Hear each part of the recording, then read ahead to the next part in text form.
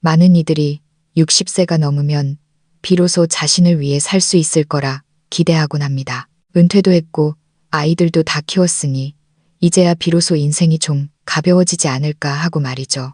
하지만 현실은 가끔 우리에게 너무나 가혹한 몽둥이질을 해대곤 합니다. 60이 넘은 나이에 90살 부모님의 침대 곁을 밤낮으로 지켜야 한다는 사실을 깨달았을 때 내 몸조차 여기저기 고장이 나기 시작했는데 3대를 잇는 중책을 여전히 어깨에 메고 있을 때, 그리고 나 너무 힘들다라고 말하고 싶지만 아무도 진심으로 귀 기울여주지 않을 때 우리는 묻게 됩니다. 왜 평생을 이토록 고생하며 살았는데 늙어서조차 수만 번 편히 쉴 자격을 처절하게 투쟁해서 얻어야만 하는 걸까요? 우리가 소위 말하는 효도와 책임이라는 것이 때로는 우리 자신을 서서히 갉아먹고 있는 것은 아닐까요? 아니면 애초부터 인생에서 가장 중요한 선택 하나를 통째로 잘못 알고 있었던 것은 아닐까요? 오늘 들려드릴 이야기는 바로 그런 사람들의 이야기입니다. 자신이 노인이 되었음에도 더 나이든 부모를 돌봐야만 하는 이들이 마주한 3가지 발가벗겨진 가정의 진실. 누구나 마주할 수 있고 단지 그 시기가 조금 빠르거나 늦을 뿐인 우리 모두의 현실입니다. 첫 번째 이야기는 부모를 돌보는 것이 효도가 아니라 체력과 건강을 담보로 한 처절한 소모전이라는 사실입니다. 인천 부평에 사는 65살의 김민수 씨는 평생을 성실하게 살아온 퇴직 우체부입니다. 젊은 시절 오토바이를 타고 비가 오나 눈이 우체국일을 하며 30년 넘게 퇴직금을 모았습니다. 은퇴하면 드디어 숨을 좀 돌리고 평소 좋아하던 목공예도 배우고 친구들과 차도 마시며 살고 싶었습니다. 하지만 그 꿈을 입 밖으로 내지 못한 지도 벌써 3년이 흘렀습니다. 민수 씨의 어머니는 올해 91살입니다. 3년 전 낙상으로 뇌졸중이 온 뒤로 거동이 거의 불가능해졌습니다. 처음엔 부축만 하면 걸으셨지만 점차 대소변을 가리지 못하게 되었고 감정 기복과 삼킴 장애까지 겹쳐 벌써 2년째 와병 생활 중입니다. 의사는 앞으로 더 사시겠지만 삶의 질은 좋지 않을 것이라고 말했습니다. 민수 씨는 그 말이 참으로 복잡하게 들렸습니다. 어머니는 모아둔 돈도 장기 요양보험 외에 따로 든 보험도 없었습니다.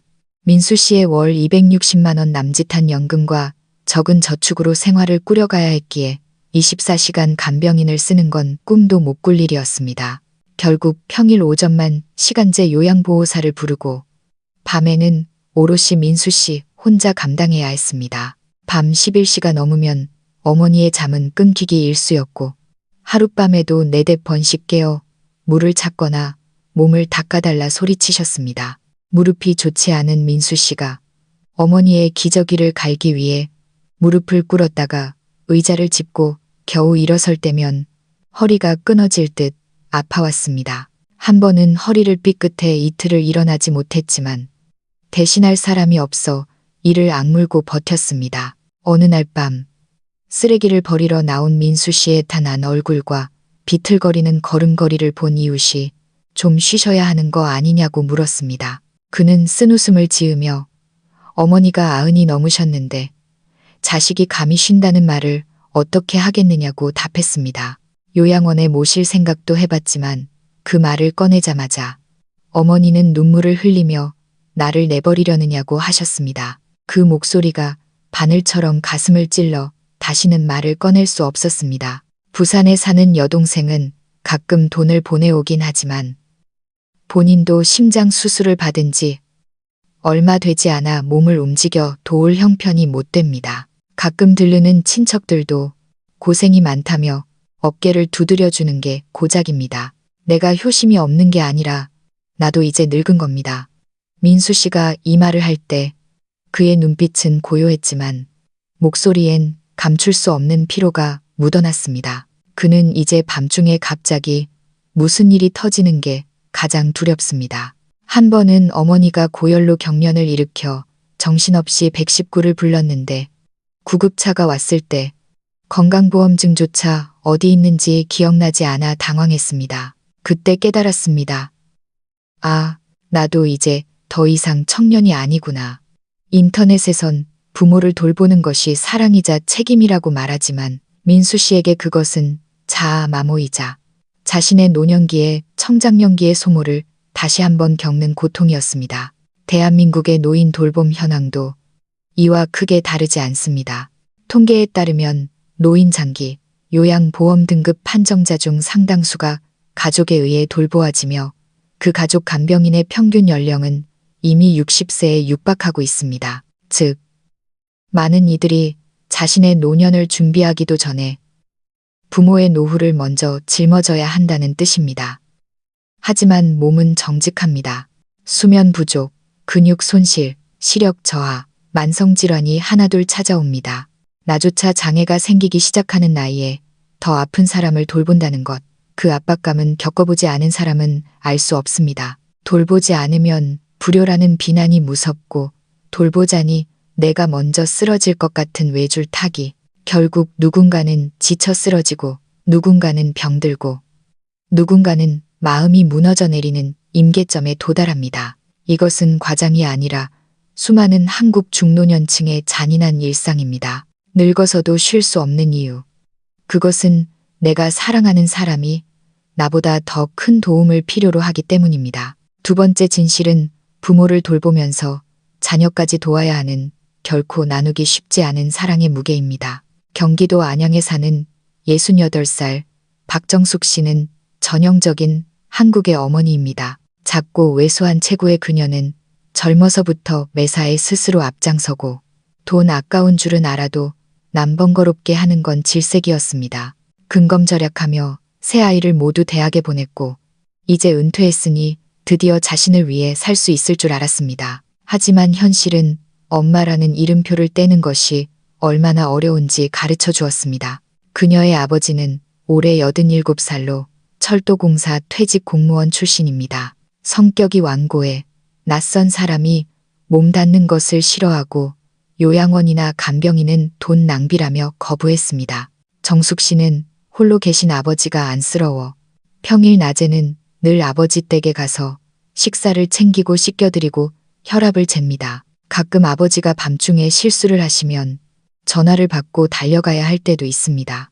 하지만 정숙 씨를 정말 힘들게 하는 것은 주말마다 봐줘야 하는 3살배기 손녀입니다. 판교에서 엔지니어로 일하는 큰아들은 늘 야근에 시달리고 며느리도 직장 생활을 포기하지 못했습니다. 아이를 맡길 곳이 마땅치 않자 아들은 정숙 씨에게 엄마, 은퇴하셨으니 좀 도와주세요. 요즘 어린이집이나 도우미 비용이 한 달에 200만 원도 넘어요. 라며 기댔습니다. 처음엔 아들을 돕고 싶은 마음에 기쁘게 시작했지만 시간이 갈수록 체력이 붙였습니다. 정숙 씨는 스스로를 고무공 같다고 말합니다. 평일엔 아버지 집에서 이리저리 튀어다니고 주말엔 아들 집으로 뛰어들어 보모 노릇을 하니 자신만의 시간은 눈 씻고 찾아봐도 없었습니다. 한 번은 거절해볼까 생각도 했지만 아들의 얼굴이 금세 어두워지며 그럼 제가 회사를 그만둬야 하나요? 엄마한테는 우리 애가 중요하지 않으세요? 라고 묻는 통에 입을 다물 수밖에 없었습니다. 정숙 씨는 안 돕겠다는 게 아니라 이러다간 내 몸이 몇 년 못 버틸 것 같아 두렵습니다. 퇴행성 관절염으로 무릎이 붓고 손녀를 안아 올릴 때면 세상이 빙글빙글 도는 것 같지만 자식들에게는 앓는 소리 한다고 할까봐 한마디도 하지 못합니다. 나는 늙는 게 무서운 게 아니라 제대로 늙어보지도 못할까봐 그게 무서워요. 그녀는 문화센터에서 그림을 배우고 싶어 등록도 했지만 번번이 취소해야 했습니다. 내가 변덕을 부리는 게 아니라 내 시간을 내 마음대로 쓸 수가 없어요. 그녀는 웃으며 아직 출근 중이라고 말하지만 월급은커녕 마이너스입니다. 아버지 영양제 값에 손녀 약값까지 대다 보니 연금은커녕 예금까지 헐어 써야 할 판입니다. 10여 년 전 아들 집 장만할 때 1억 원을 보태준 기억이 생생합니다. 이제 아들은 가정을 꾸렸는데 그녀는 정작 나 늙어서 힘들다는 말을 하지 못합니다. 이런 상황은 한국 가정에서 흔히 볼 수 있습니다. 어르신들은 자식들 걱정 안 시킨다고 말하지만 마음속으론 늘 도울 준비를 하고 있고 자녀들은 그 도움을 당연하게 여깁니다. 샌드위치처럼 낀 세대는 위로는 노부모를, 아래로는 자녀를 챙기며 자신의 건강과 노후 자금까지 관리해야 하는 압도적인 압박감을 견뎌냅니다. 아버지 돌보면 아들이 서운해하고 손주 봐주면 아버지가 효도 안 한다고 서운해하세요. 한 번은 아버지가 주말에 아들네 간다는 소리를 듣고 이틀 내내 말을 안 하시더니 예전엔 네가 나만 따라다니더니 이제 손주만 밝히는구나 하셨습니다. 정숙 씨는 그 순간 깨달았습니다. 자신의 존재감이 각 세대 사이에서 조금씩 사라지고 있다는 것을요. 그녀는 누구의 주인공도 아닌 그저 빈 곳을 채우는 사람일 뿐이었습니다. 못하겠다고 말하고 싶지만 그 말을 내뱉는 순간 집안의 평화가 깨질 것을 알기에 차마 입을 떼지 못합니다. 팽팽하게 당겨진 수건처럼 누구나 당기고 있지만 누구도 놓아주지 않는 상황 속에서 그녀는 언제 끊어질지 모를 위태로운 하루를 보냅니다. 세 번째 이야기는 자식 길러 노후 대비한다는 말이 얼마나 덧없는 믿음인지에 대한 것입니다. 전라남도 나주에 사는 85살 최금자 할머니는 전형적인 농촌 여성입니다. 평생 고생만 하며 살았지만 옛날엔 가진 게 없어도 자식을 많이 낳아야 오래 산다는 말을 신조로 삼아 삼남 이녀를 낳았습니다. 아이들에게 늘 나중에 엄마에게 효도해야 한다. 엄마 늙으면 너희뿐이다. 라고 가르쳤습니다. 그것은 그녀 세대의 유일한 보험이자 안전장치였습니다. 하지만 지금 그녀의 곁을 지키는 것은 가장 기대를 안 했던 막내딸 지원 씨뿐입니다. 큰아들은 미국으로 이민 간 지 20년이 넘어 명절에나 가끔 전화를 하고 둘째 아들은 광주에서 식당을 하며 애새 키우느라 숨이 넘어간다. 어머니를 모실 형편이 안 된다고 손사래를 칩니다. 공무원이었던 셋째 아들은 몇 년 전 대장암으로 먼저 세상을 떠나 온 가족에게 큰 슬픔을 안겼습니다. 큰딸은 타지에서 시부모를 모시느라 영양제나 보내올 뿐 간병엔 손을 보태지 못합니다. 결국 공부도 못하고 엄마의 애정도 가장 덜 받았던 막내 지원 씨가 고향으로 내려와 모든 짐을 짊어졌습니다. 제가 제일 예쁨 받던 자식은 아니었어요. 엄마는 저한테 기대도 안 하셨죠. 53살 지원 씨는 담담하게 말합니다. 편의점 일을 그만두고 어머니를 모시며 장기 요양 서비스를 신청해 일주일에 몇 시간 도움을 받지만 대부분은 혼자 감당합니다. 지원 씨를 가장 슬프게 하는 건 힘든 몸이 아니라 어머니가 가끔 왜 오빠랑 언니는 안 오니? 내가 걔들한테 얼마나 잘해줬는데 라며 한탄할 때입니다. 그럴 때면 지원 씨는 마음이 복잡해집니다. 엄마, 그때 엄마가 준 사랑은 보답받기 위한 투자였나요? 안타깝게도 엄마는 사랑을 다 줬지만 그들은 정작 엄마 곁에 없네요. 한국의 많은 가정에서 자식 농사는 보이지 않는 도박이 되었습니다. 모든 자원과 사랑을 쏟아부었지만 미래는 불확실합니다. 자녀들이 가정을 꾸리고 멀리 떠나거나 본인들의 삶이 너무 고달파 부모를 돌아볼 여력이 없는 경우가 허다합니다. 더 현실적인 문제는 자식들이 모였을 때입니다. 몇 년 전 집터를 팔 때 아들들은 서로 더 가져가겠다고 싸웠습니다. 큰아들은 송금을 제일 많이 했다고, 둘째는 형편이 어려우니 도와달라고 소리 높여 싸우는 모습에 할머니는 옆에서 눈물만 흘려야 했습니다. 돈 앞에서는 천륜도 취약해진다는 것을 뼈저리게 느낀 순간이었습니다. 차라리 자식을 덜 낳고 그 돈을 나한테 썼더라면 지금 좀 덜 구차했을까. 할머니의 뒤늦은 후회는 너무나도 쓰디썼습니다.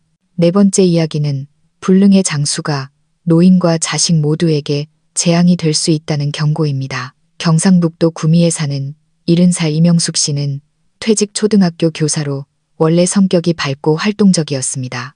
남편을 일찍 여의고 홀로 두 아들을 번듯하게 키워냈고 은퇴 후 자신의 노후를 위해 저축도 꽤 해두었습니다. 하지만 진짜 고난은 이른이 된 후에 시작되었습니다. 92살 아버지가 치매 증상을 보이기 시작한 것입니다. 밥 먹은 걸 잊고 리모컨을 휴대폰 삼아 전화를 걸고 새벽에 몰래 집을 나갔다가 파출소에서 연락이 오기도 했습니다. 처음엔 내가 아직 젊으니 감당할 수 있다고 생각했지만 2년도 안 돼 아버지는 대소변을 가리지 못하고 사람을 몰라보며 소리를 지르는 상태가 되었습니다. 아버지를 돌보는 건 마치 제어불능의 거대한 아기를 돌보는 것 같았습니다. 신도시와 부산에 사는 두 아들은 바쁘다는 핑계로 한 달에 한 번 얼굴 보기도 힘들었습니다. 엄마 고생하시는 거 알아요. 시간 내서 갈게요 라는 말은 공허한 약속일 뿐이었습니다. 명숙 씨는 요양원을 알아봤지만 괜찮은 곳은 한 달에 300만 원이 훌쩍 넘었습니다. 연금 340만 원 중 보험료와 공과금을 떼고 나면 남는 게 없었습니다. 게다가 아버지가 워낙 난폭하게 구시니 요양원에서도 감당하기 힘들 거라는 걱정에 선뜻 보내지 못했습니다. 어느 새벽 3시 아버지를 모시고 응급실에 갔을 때 검사비와 구급차 비용으로 순식간에 100만 원이 나가는 것을 보며 명숙 씨는 응급실 밖에서 한참을 울었습니다. 체력보다 무서운 건 마음의 붕괴였습니다. 한때 위험 있던 아버지가 존엄을 잃고 기저귀를 찬 채 허공을 응시하거나 자신을 낯선 이로 착각해 뺨을 때릴 때면 그녀는 하늘에 묻고 싶었습니다. 장수는 축복인가요? 아니면 저주인가요? 한국의 평균 수명은 계속 늘어나고 있지만 건강 수명과의 격차는 여전합니다. 생애 마지막 10년 가까이를 병상에서 보내야 하는 현실은 노인에겐 존엄없는 고통이고 자녀에겐 경제적, 심리적 파탄을 의미합니다. 명숙 씨는 매일 아침 오늘 하루를 버틸 수 있을까 자문합니다. 당뇨와 고혈압 약을 먹으며 친구들과 노래 교실에 가던 일상은 이제 아득한 전설이 되었습니다. 밤에 아버지가 겨우 잠든 뒤 베란다에서 차 한 잔 마시는 15분이 그녀에게 허락된 유일한 자신의 시간입니다. 아버지가 원망스러운 게 아니라 늙은이가 더 늙은이를 돌보게 방치하는 이 세상이 원망스럽습니다. 이 말은 한 세대의 비명이기도 합니다. 5번째 이야기는 진정으로 멀리 내다보는 노인은 자신의 사후와 노후를 스스로 설계한다는 점입니다. 대구 수성구에 사는 67살 오순희 여사는 세련되고 똑 부러진 성격의 은퇴 은행원입니다. 남편을 일찍 보내고 딸 하나를 키워 미국으로 시집 보냈지만 그녀는 노후가 전혀 외롭지 않다고 말합니다. 나만의 리듬이 있어요. 자식에게 기댈 생각은 추호도 없습니다. 그녀의 설계는 10년 전부터 시작되었습니다. 퇴직금과 저축, 그리고 작은 상가에서 나오는 월세를 바탕으로 그녀는 실버타운과 공동주거주택을 꼼꼼히 조사했습니다. 결국 그녀가 선택한 곳은 충청도 인근의 공용 거주주택입니다. 비슷한 연령대의 독신 어르신들이 각자의 방을 쓰되 식사와 취미 활동을 함께하고 전문 요양보호사의 관리를 받는 곳입니다. 자식에게 패끼치지 않고 혼자 고독사할 걱정 없으니 이보다 자유로울 순 없죠. 반면 광주에 사는 흔내 살 정기석 할아버지는 고집스럽게 자신의 집을 고수합니다. 아들들이 모시겠다고 해도 내 손때 묻은 집을 어떻게 떠나냐며 소통을 거부합니다. 건강이 나빠져도 자식 걱정시킨다며 숨기다가 결국 쓰러져 입원했을 때야 당뇨와 혈압이 엉망이라는 사실이 밝혀졌습니다. 아들이 간병인을 붙여줬지만 할아버지의 까다로운 성격 탓에 간병인들이 줄줄이 그만두었습니다. 아들은 결국 아버지, 이건 효도의 문제가 아니라 아버지 성격 문제입니다라며 거리를 두기 시작했습니다. 정 할아버지는 그때야 깨달았습니다. 자식에게 효도를 강요하는 태도가 오히려 자식과의 거리를 벌리고 있었다는 것을요. 오 여사는 말합니다. 우리 세대는 참는 게 미덕이었지만 지금은 달라요. 자식도 힘들거든요. 스스로 준비하는 게 진짜 체면입니다. 그녀가 강조하는 3가지는 경제적 독립 자식에게 돈 빌리지 않기, 정서적 독립 자식에게 감정적으로 집착하지 않기, 그리고 거주지의 조기 설계입니다. 병들고 나서 선택하려고 하면 늦어요. 정신 맑을 때 내 길을 정해야죠. 오 여사의 얼굴엔 원망 대신 여유가 가득합니다. 늙는 건 무서운 게 아닙니다. 무서운 건 아무 준비 없이 누군가 해주길 바라는 환상입니다. 마지막 6번째 이야기는 노년에 가장 필요한 능력이 바로 박력, 즉 손을 놓는 능력이라는 것입니다. 강원도 원주에 사는 80살 한순자. 할머니는 평생 가족을 위해 헌신했습니다. 새벽부터 식당 일을 하며 3남매를 대학까지 보냈습니다. 하지만 지금 그녀는 말로 다 못할 상실감에 빠져 있습니다. 큰아들은 서울에서 회계사로 바쁘고 둘째는 대구에서 병원을 운영하며 전화 한 통하기 힘들어합니다. 막내딸은 캐나다에 살며 2년에 한 번 한국에 옵니다. 전화만 자주 해줘도 좋겠다고 입버릇처럼 말하지만 정작 전화를 받지 못하면 온종일 우울해합니다. 한때는 그 외로움을 집착으로 표현했습니다. 아들에게 돈 많이 벌면서 나를 왜 안 데려가느냐 곧 따져 묻기도 했습니다. 아들은 당황하며 어머니가 시골이 좋다고 하셨잖아요. 라고 답했죠. 그것은 애교가 아니라 절박한 애원이었습니다. 그러던 어느 날 주방에서 쓰러져 이웃에게 발견되어 병원에 실려간 밤 그녀는 깨달았습니다. 자식들은 각자의 삶이 있고 나를 중심으로 돌 수 없다는 것을요. 할머니는 중요한 결정을 내렸습니다. 이제 더 이상 자식에게 오라고 강요하지 않기로 한 것입니다. 대신 지역 합창단에 가입하고 서예를 배우기 시작했습니다. 딸에게 전화해. 나 이제 잘 지내니까 걱정 마라. 너희도 잘 살아라. 라고 말했을 때 수학이 넘어 딸은 울음을 터뜨렸습니다. 엄마, 이제야 마음이 놓여요. 손을 놓는 것은 포기가 아니라 사랑의 업그레이드입니다. 자식에게 짐이 되지 않으려는 배려가 오히려 자식을 다시 집으로 돌아오게 만듭니다. 억압과 죄책감이 아니라 여유와 자제함이 흐를 때 가족 관계는 회복됩니다. 장수하는 노인들이 끝까지 놓지 못하는 것이 돈과 자식에 대한 지배력이라고들 합니다. 하지만 오 여사의 말처럼 죽을 때 가져갈 유산 때문에 싸우게 만드느니 제정신일 때 의미 있게 쓰는 것이 훨씬 현명한 길입니다. 인생의 절반 이상을 지나온 당신. 당신은 더 이상 청년이 아니지만 그렇다고 완전히 늙어버린 것도 아닙니다. 60세면 쉴 줄 알았는데 현실은 여전히 당신을 이리저리 잡아끕니다. 90살 부모님, 아직 자리 잡지 못한 자녀, 그리고 손주들까지 당신은 꺾이지 않는 대나무처럼 모두를 떠받치고 있습니다. 하지만 당신도 압니다. 당신도 지쳤고 때로는 겁이 난다는 것을요. 내 몸이 무너질까봐, 자식의 부탁을 거절했다가 이기적이라는 소리를 들을까봐, 늙어서 아무도 안 찾아올까봐 두렵습니다. 우리는 평생 효도와 헌신을 교육받았지만 정작 내가 노인이 되었을 때 어떻게 나 자신을 위해 살아야 하는지는 배운 적이 없습니다. 가족의 정은 책임의 대결이 아니라 부드러운 지지여야 합니다. 효도는 압박이 아니라 존중과 이해여야 합니다.